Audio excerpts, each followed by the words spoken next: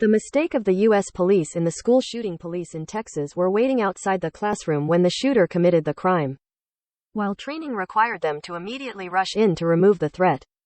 Stephen McCraw, the head of the Texas Department of Public Safety, DPS, admitted on May 27 that police officers made the wrong decision to wait outside in the hallway while 18-year-old gunman Salvador Ramos massacre of 19 students and 2 teachers at Robb Primary School, Uvalde City on May 24. The 19 officers did not immediately rush in, with the assumption that Ramos was only entrenched inside the classroom and that the students were no longer in danger. Experts say their actions go against their trained procedures to deal with mass shootings. All U.S. police training documents indicate that officers must quickly rush in to confront the shooter, even with a squad of 1 to 2 people, to neutralize the threat. Texas police professional procedures emphasize that the officer's first priority is to enter the scene and confront the attacker.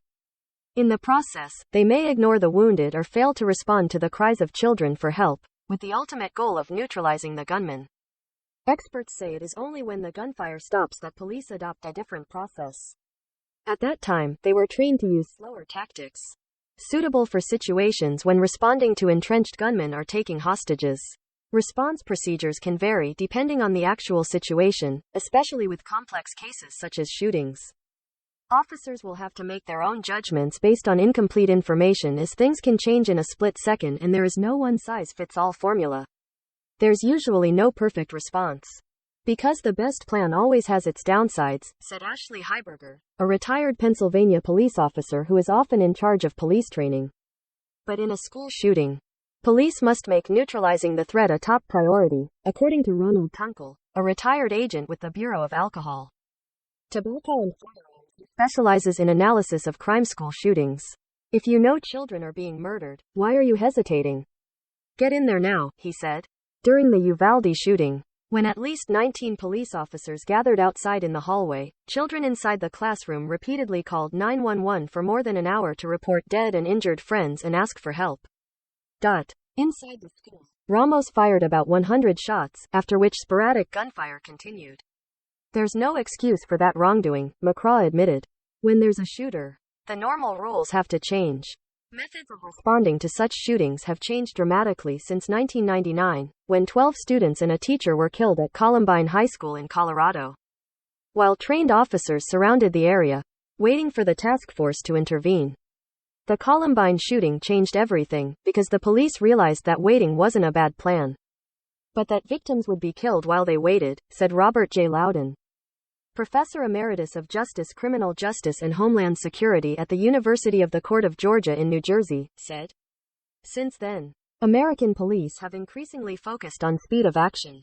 In the 2014 Elkhart, Indiana supermarket shooting, police killed the assailant within a minute of arriving at the scene, when he was about to kill a third person. Heiberger said that while officers are all trained in how to respond to shooters, police departments have different options for how to proceed.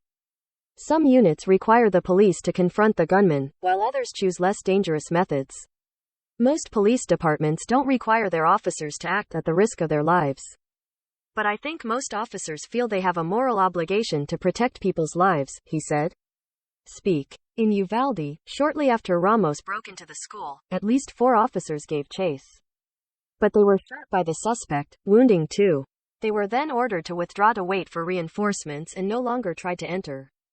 The suspect was shot down only when the Border Patrol task force arrived and burst into the classroom where Ramos was entrenched. 2 months ago, police officers in Uvalde received training on how to respond to school shootings, based on guidance from the Texas Law Enforcement Commission. Those documents state that officers will often have to take risks and act bravely to save innocent people. As first responders, we must understand that people's lives need to be protected. Police who are not willing to put people's lives above their own safety should consider switching to public service.